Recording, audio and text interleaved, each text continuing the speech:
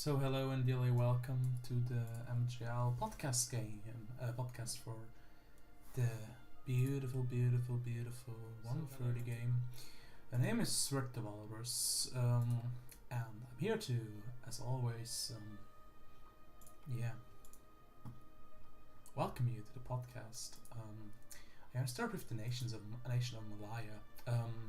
For people who may have not watched or may have not seen the mod, we are playing with very reduced development cost overall in the mod, which is probably the biggest change to vanilla EU4.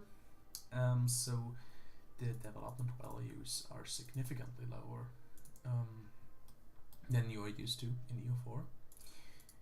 But yeah, as you can see, theocracies have pretty much become the metagame, which does not surprise me in the slightest, considering how good they are.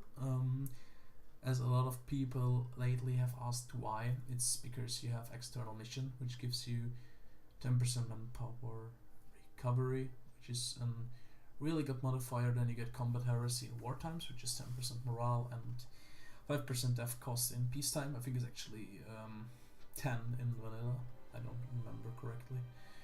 And then you have like particle secularization, which is also kind of decent. You could also think about strength and religious set for some time.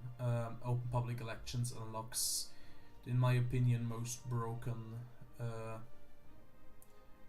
thing in this modifier, which is literally allowing you to have elections, which is just absurdly stupidly good. Church and state is a free policy +1, which is also great, and 40% war score cost is one of the most retarded things I've ever seen in EU4. It's cost forcing.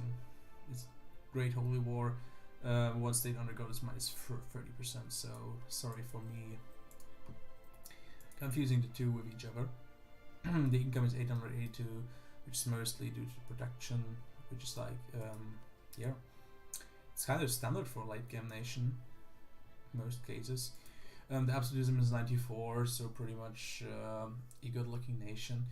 If we are taking a look at manufactories, you see that this nation is pretty much fully built. And considering this is probably the latest podcast I've ever done with 1779, I will probably say how the player actually played the nation overall. For this I will just activate the timeline, and yeah, how this thing is very nice of you to actually watch. You can see that Majapahit was expanding quite well overall, and then had the Khmer, which was you're not socialist Borg, you are a cool person and with a lot of free thought. Hello Monkey Man, how are you Monkey Man? How are you distinct? Khmer then at one point crumbled. Malaya then slowly expanded into Japan. Became really strong. And I think Malaya has always been an important nation in the game, and was probably one of the strongest nations in the entire game for quite a long time. I didn't knew the player beforehand, so I was really excited to actually see a new name doing really good. And yeah, I hope he's going to sign up in another campaign overall. He had an interesting build with the new Malaya ideas. And yeah, he went with maritime, so he was entirely naval focused for quite a lot of time, which was kind of cool, I would assume. So the next nation I'm going to take a look at is Nepal, which is played by our dear friend War Googly, with an impressive amount of 25,000 manpower recovery. I'm really impressed by this number, and if we take a look at this nation, you can see an impressive amount of manpower death overall, which is like really insane. He went to pretty much full increased Levi's, increased enlistment. Like, station is really good.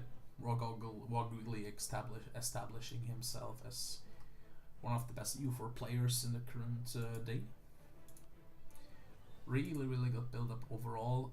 This country had a lot of struggle in sometimes, but managed to become an insanely powerful nation. This is probably the strongest or second strongest Nepal I've seen in ever. I'm not counting the Atman Nepal, which I have never seen, sadly. Of course, it's benefiting a lot from conquering land here, which was developed by Cebu. But it's overall still an impressive nation.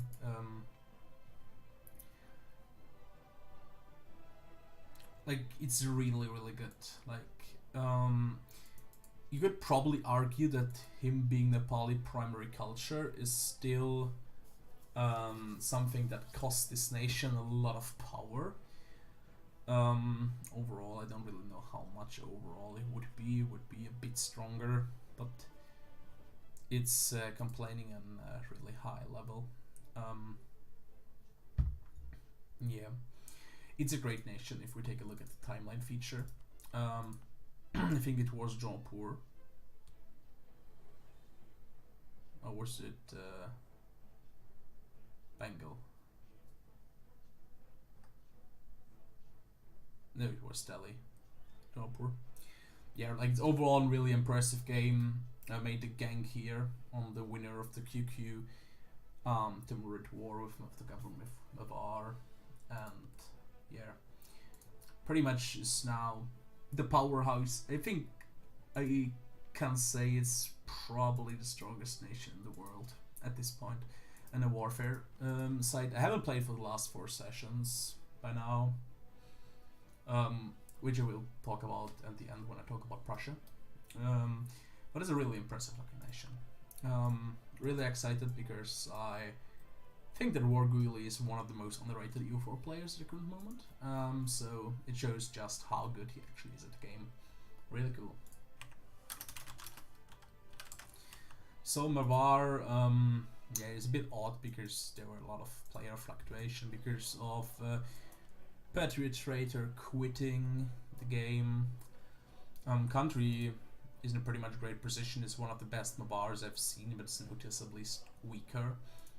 If you take a look at the max manpower, for example, which can be shown with the max soldier households, as you can see here, difference between Nepal and Mavar is actually gigantic. 14,200 manpower recovery. Big army. At this point in time, considering you only have these amounts of absolutism, I would just say ditch the Brahmin governments, for example. Like, it's just not worth it at all anymore. Like, there's so many things you can improve in this country. I don't know if it was played at all. Yeah, but well, I think this Mavar did really good. It had really amazing trade setup with one of the richest Hormuz I've seen ever. Yeah, I'm amazed. Like, it was probably the weirdest India split I have seen in my playtime of EU4. But yeah, it was like a really nice looking Mavar.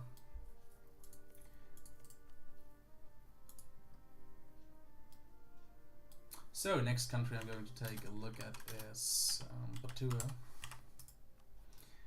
which is in Coptic Patriarchate right now. Pretty much the same regarding religious thingies as Nepal. Something that I really enjoyed about the campaign overall is that we had 2 Indian nations, we had 2 African nations for once. Like, it was probably the healthiest game I've ever seen in MJL. Like, it was also really nice playing it for quite some time. 26,000 manpower recovery. I just think the numbers are utterly retarded. Like, the thing I dislike about the soldier households is that they bumped up manpower numbers even more than they already are. This mod is playing with an insanely reduced amount of manpower because stabbing is hard nerfed. And just take a look at the manpower death map mode. Like, it literally says everything you need to know. Like, every map should look like that in a proper MP game. Like, China is looking horrible, but that have other reasons. But like, it's just retarded. Like, it shouldn't be that bad. And in my opinion, it's one of the reasons why yeah. Manpower was also nerfed in the mod. Like, we're still reaching those numbers. Like, these numbers are retarded. Like, my Byzantium with the RF reached 25, and I think 28 with all modifiers in the end. 28,000 in 128. I think we would have easily reached 40,000 in vanilla in the 130, which is just retarded. Should never be the case. Like, these amount of manpower are way too big. Like, we nerfed literally everything in the mod. If we take a look at the timeline, B2R had a nice game, expanded a lot. We added the reform where they get one colonist together with Congo, and yeah, they pretty much pushed them out, which was really impressive.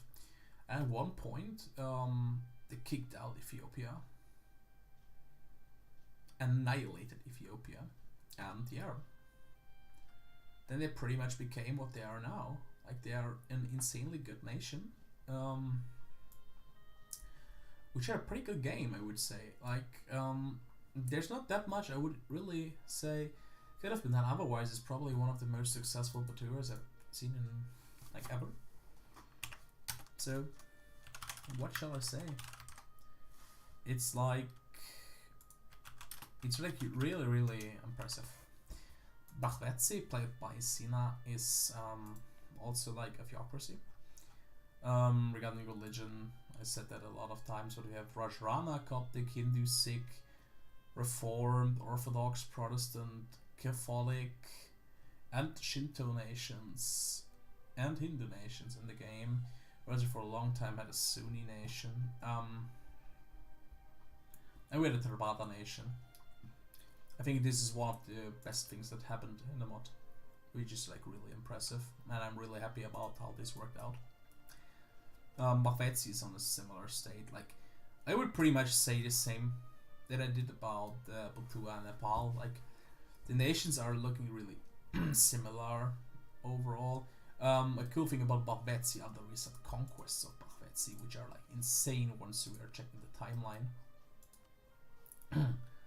Considering the Congo started with like a dirt hole over here. Like, Congo had an added gold mine, but Congo has one of the weakest starts. It was one hell of a weak nation for a long time on an economical point of view, while it always was one of the strongest military nations.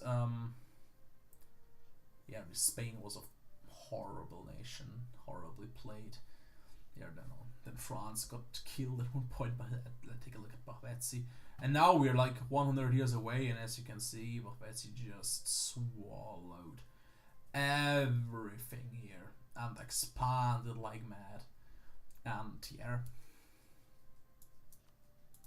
it's an insanely strong nation right now. Like, it's really, really impressive. So I don't know if Ruthenia is going to be played once more. But for the sake of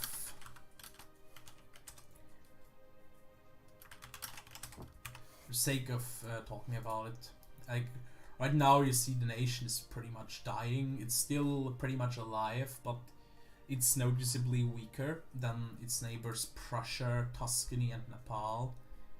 As you can see, it also expanded a lot here.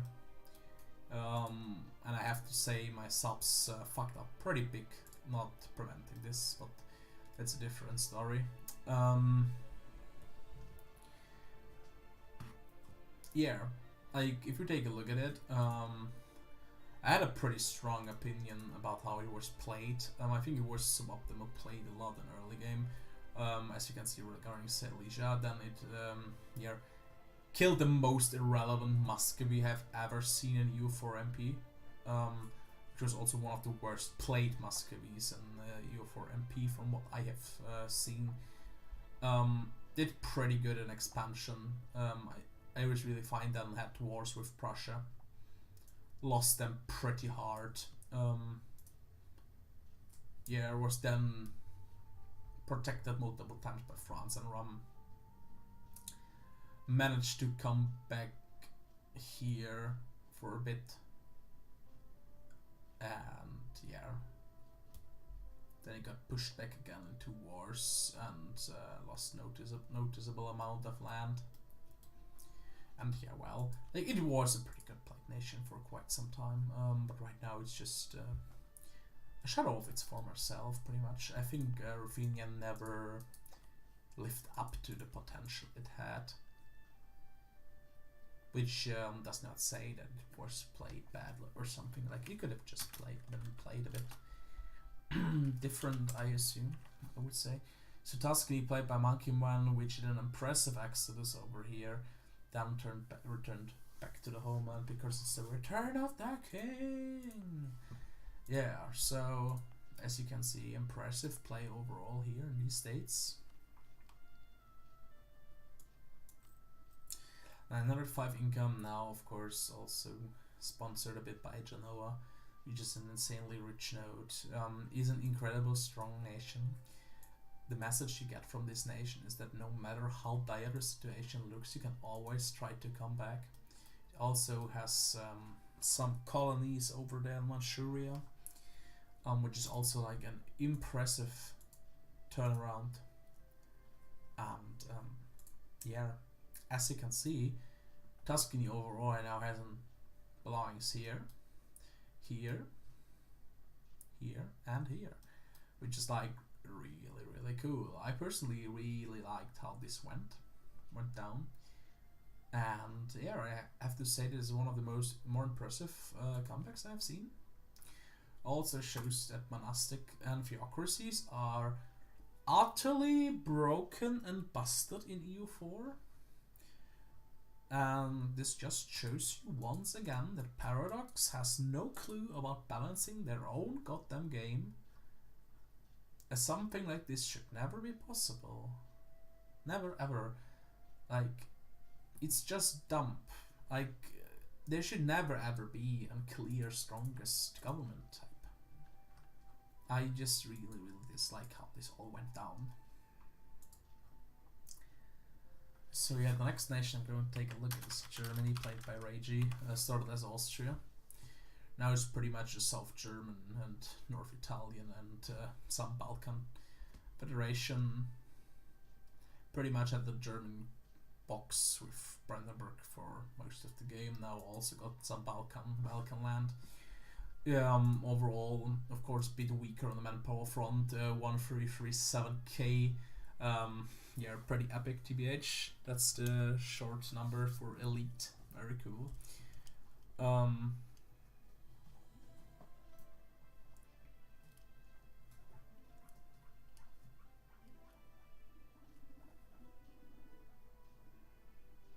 I will look at the lifeline for Tuscany when I take a look at Germany.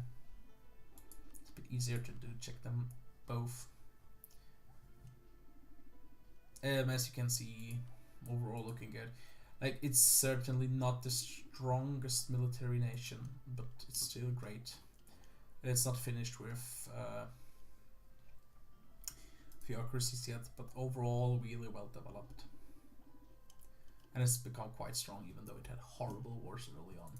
So if we take a look at the timeline, we will start with Florence, which was played by Mokuman, the ape himself.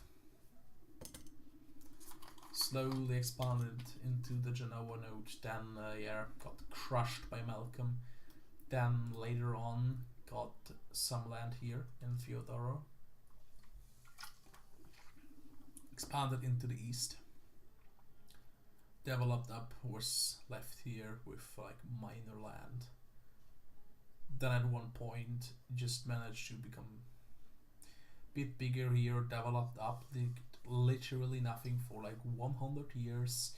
Then managed to get some land over here. slowly ate up more land, reconquered a lot here, and now it has like these 3 parts of its nation, which is like a really cool thing. Germany pretty much slowly evolved here. France pretty much gone at this point. Not going to talk much about the colonial nations, so we'll talk about Spain now.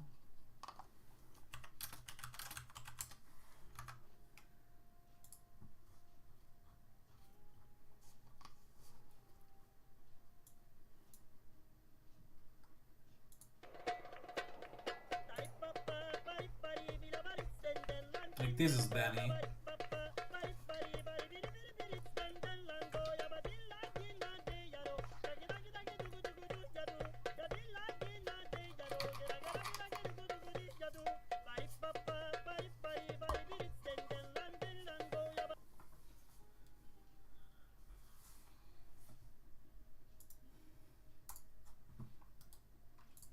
So yeah, time to go back to the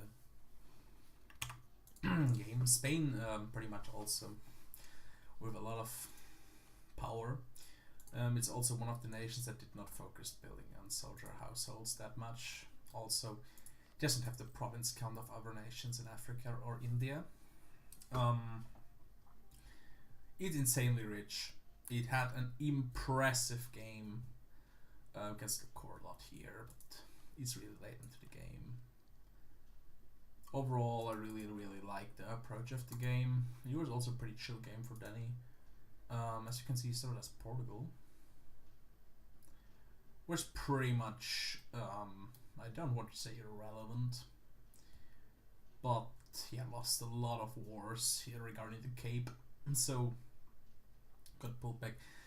The expansion is a bit screwed because of the Spanish nation also coexisting. And then they expanded and got bigger and bigger.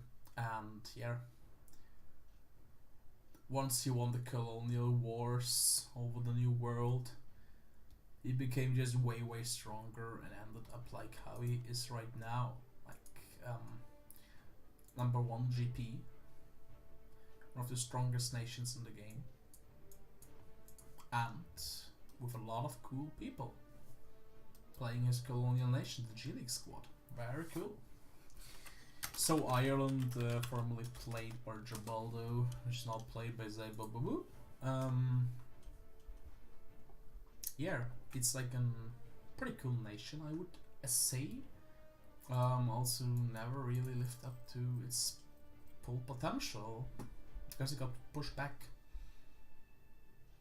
But as you can see, not that much, sadly. That's a different story.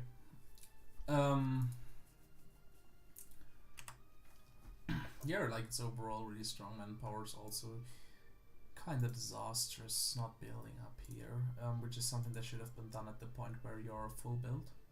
I assume that Prussia is facing similar problems. Also, pretty much all of North America. Kind of fun that Wisconsin exists here, KW. So, final nation is Prussia. Yeah, I gotta assume that this was probably one of the strongest Brandenburgs I've ever seen in MP early on, which was constantly abusing a lot of things in the game. But due to multiple aspects, I think Prussia never reached its full potential. Which was, first of all, due to Rum being a giant cock block, weird relations in the west of Europe, an overly strong France, a friendly relation with Germany, and at the end, yeah, it was a bit too late. Prussia has 166 provinces. Is not per se a bad nation, but right now, as you can see, we are soldier households. I gotta say that the subs didn't play the nation to its fullest potential in this aspect. You don't really know what happened. I think you're 500 over force limit. Like, at this point, you should probably be able to crush every nation in the world in the warfare besides the Indian ones. But then manpower will bite you in the ass. Like, I'm literally crying that I think it was Zaibu who built up the army professionalism, and Crediax, as I assume, forgot to just click this entire thing, which is just a bit sad. Like, this nation never lived up to its potential, which was also due to me not playing it since like the early 1600s. Yeah, it was kinda cool, but yeah, like this is also, I think I wanted to talk about a bit. Yeah, I feel somewhat completely burned out of EU4. It's not like I don't want to play this game anymore, but like I still feel like playing it. But the thing has become so that you are chilling around in SP2 and you're mostly vibing with people. And while I enjoy vibing with people, I just feel that EU4 lost a lot of its fun to me, because the thing is, in my entirety of playing EU4, I always wanted to showcase that I can mess with the best. I went to the LAN party in 2018. I think I did a okay job considering how bad of a player I was back then. Then I played like MP for now, two years since then, when I played against people like this thing, Monkey Man, like top players. I saw pretty much the downfall of EPP. I pretty much saw the downfall, like I was not a part of it, but I saw the downfall of Hash MP.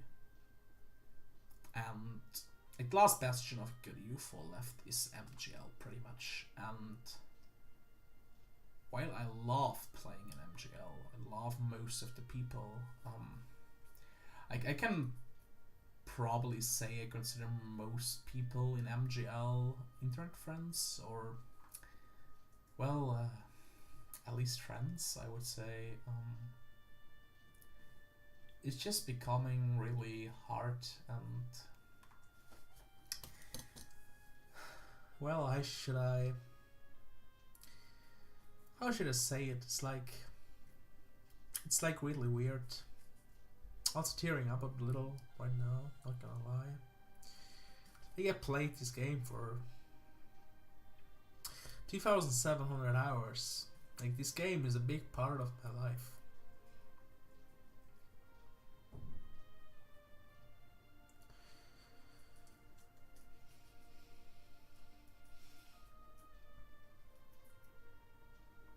Like, I don't know, it's like, it's hard.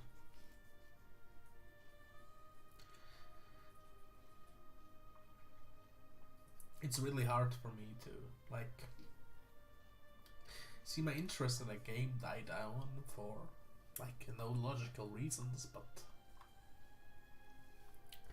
I feel like I achieved everything in this game I can, pretty much, and yeah. Well, I should paraphrase it. It's like, I feel like really sad I finally achieved something. Like, it feels sad. I feel like I'm at a point where this lockdown, the second time, it's pretty much killed every enthusiasm I have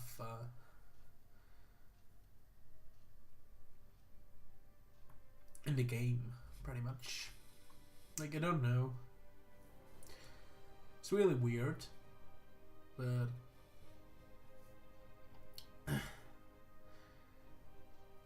it is what it is, I guess. Like, it's so sad. Like, feel it's like just feeling overall bad for stuff that I cannot really change that much.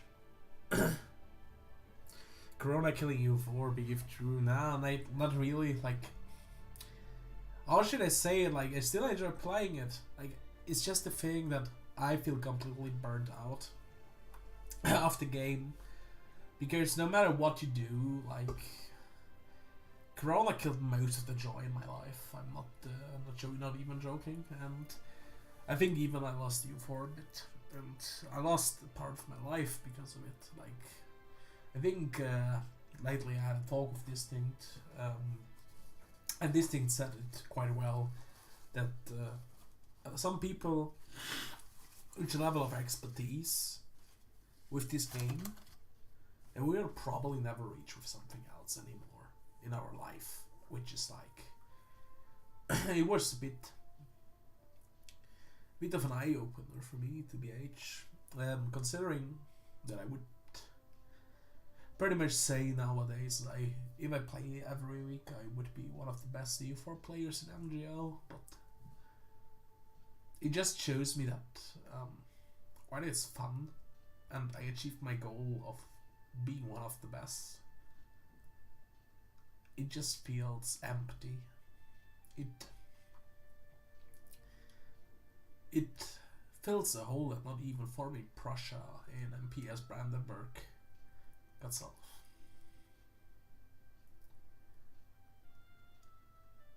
But well, there's no need to talk about personal beliefs regarding EU4 and tearing up even more for my PC. Yeah, I don't know if there will be another podcast for EU4 game anytime soon again. Don't really know. We will probably do it for the sake of MJL, but it feels dire.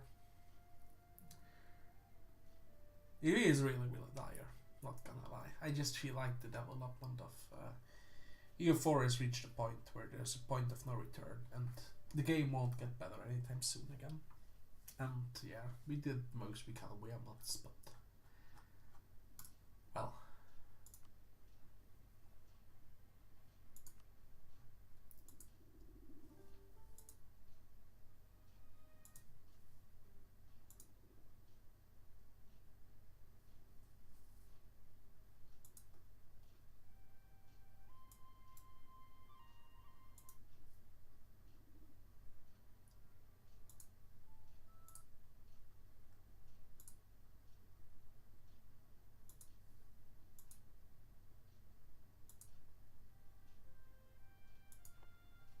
Yeah, I will just show the timeline for this amazing game once more.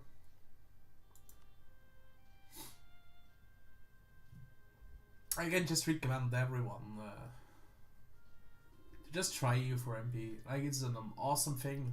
Most of the people in the community are awesome. Most servers, even though they're not as big, are awesome. But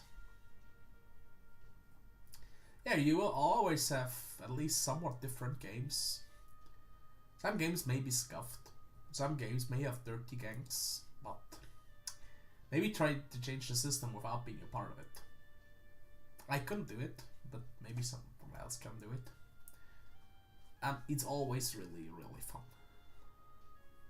Also, one of the cool things this game was that we never had a Russia formation.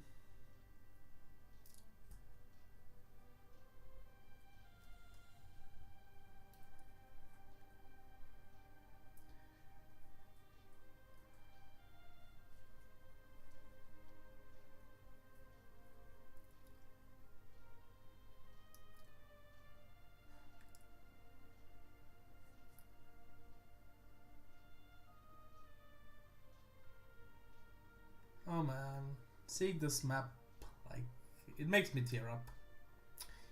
Kinda sad about it, to be honest. And remembering how much joy I had with this game over the last 4 years, it's like amazing. Not gonna lie. Not gonna lie.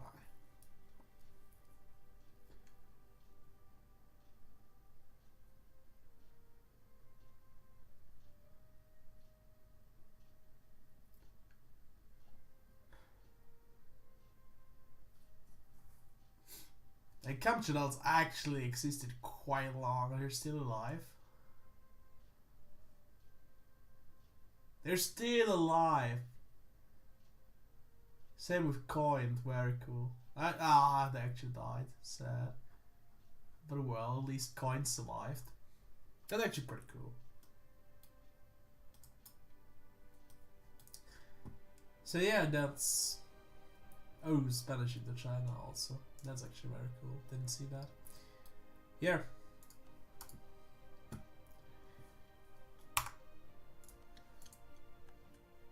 As is always like time to say, and I think MJL. It's time for the Walrus to say goodbye for this podcast season. Maybe we will, and hopefully we will see us another time. Swear the Walrus out.